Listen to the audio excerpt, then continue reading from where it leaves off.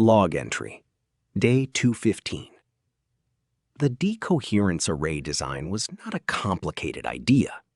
Like most ideas that seem simple at first, it was waiting patiently to show me exactly how complicated it actually was. The concept: take the DIDP's photomultiplier tube array, reverse the polarity on the cathode banks, and pulse quantum-entangled energy waves into the heavy water at 3 specific frequencies, each one tuned to the quantum signature of one incoming timeline. 3 timelines, 3 frequencies, 3 emission banks. Push all 3 back simultaneously. Clean on the whiteboard. Problem solved. I spent 2 hours on the power distribution calculations. The numbers kept not working. Not dramatically. In the quiet, irritating way, where everything looks correct until you reach the last line and there is a residual term sitting there that should reduce to 0 and doesn't. I went back through the algebra twice, checked my unit conversions, rechecked the fine structure values from the sensor logs. The residual term sat there, patient and unhelpful, refusing to vanish. I stared at it for a long time. Then I did what I do when an equation won't close. I stopped trying to fix the answer and started asking what the equation was actually telling me. The residual term had a structure. It wasn't noise. It wasn't a rounding artifact. It was a sum. And when I expanded it carefully, term by term, it was a sum over every quantum branch that wasn't one of my 3 measured timelines. The contribution of each individual branch was microscopic, but there were a lot of branches. I wrote out the full expansion on the whiteboard, kept adding terms, kept watching the sum grow.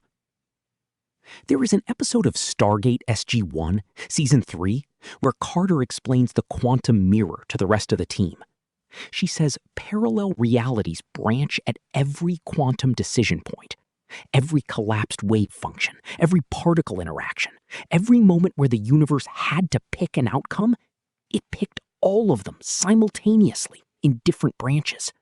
Daniel asks how many realities that means, and Carter says the math suggests infinite. I had been thinking about this problem like Daniel Jackson. 3 mirrors, 3 alternate realities. A manageable, discrete problem with a finite solution. The residual term was Carter tapping me on the shoulder. Elliot, it's not 3 mirrors. I put the marker down. The pressure on my bubble wasn't coming from 3 timelines. It was coming from all of them. The entire quantum multiverse pressing in simultaneously, each branch contributing a push that scaled with how similar that branch was to mine. Close timelines, with fine structure constants nearly identical to my original, pushed hardest. Distant branches, where physics had diverged enough to produce a genuinely different universe, barely registered. The contribution dropped off sharply the further a branch sat from my original quantum signature. Add all of those pushes together across infinite branches, and you don't get chaos. You get a bell curve, a smooth, predictable distribution, peaked somewhere near my original timeline's fine structure constant, tapering off in both directions. The universe wasn't a mob. It was a crowd with a center of gravity. Here was the good news buried in that picture. As you add more and more timelines to the distribution, the bell curve actually gets narrower, not wider. The individual contributions average out. At true infinity, the noise from all those other branches becomes so coherent, so mutually canceling, that the target I needed to hit, my specific's original alpha value, sat at a precise and measurable offset from the peak. Cleaner than 3 timelines, cleaner than 100. Mathematically, the more timelines pressing in, the easier it was to know exactly where to aim. The bad news was the force required to actually move the needle. The power you need to shift the local vacuum expectation value back toward your original quantum signature grows with the scale of the distribution you're fighting. not linearly. It scales with the square root of the number of timelines contributing pressure. 3 timelines? Manageable. 1,000? Difficult. Infinite. The power requirement also reaches infinity. One generator couldn't do it, not even close.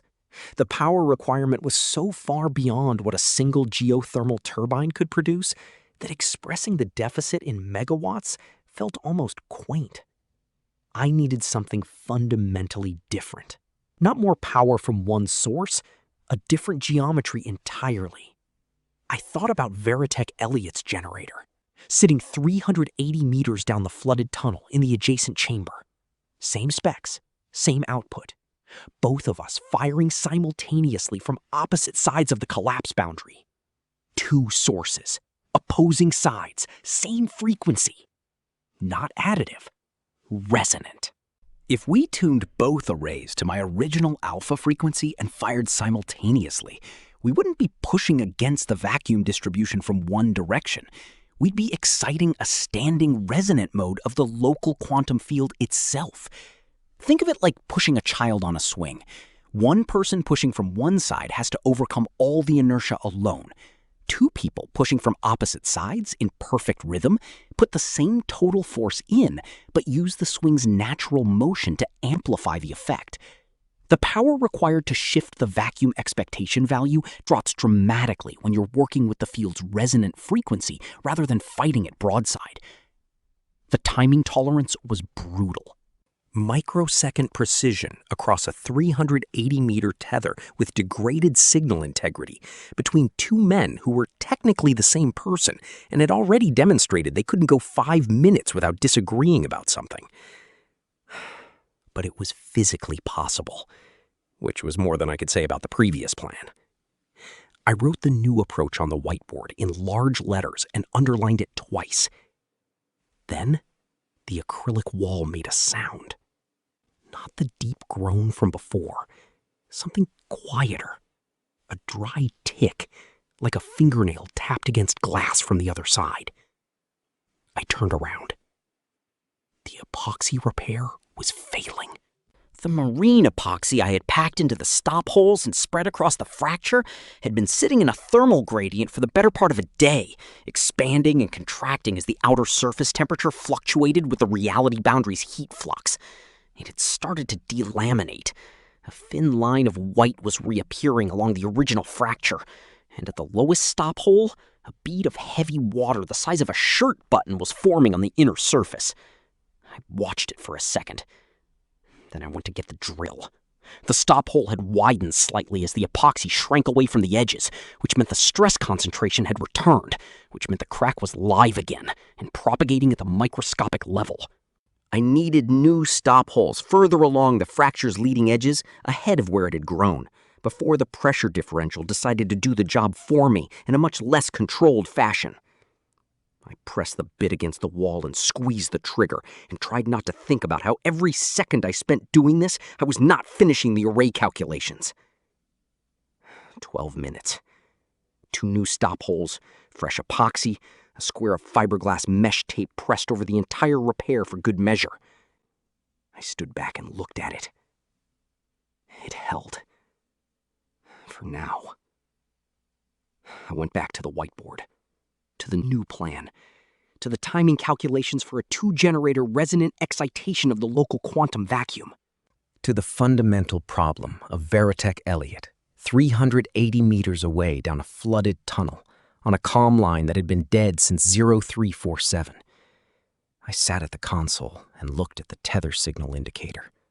Signal lost. I had tried 3 times to reestablish the connection. Nothing back each time. I was about to try a 4th when the comm terminal chimed. Not the tether channel. Not the local band emergency protocol Elliot had used before the boundary interference killed the signal. The surface channel. The one that had been dead since the reality overwrite ate the main power conduit 6 hours ago. I stared at it.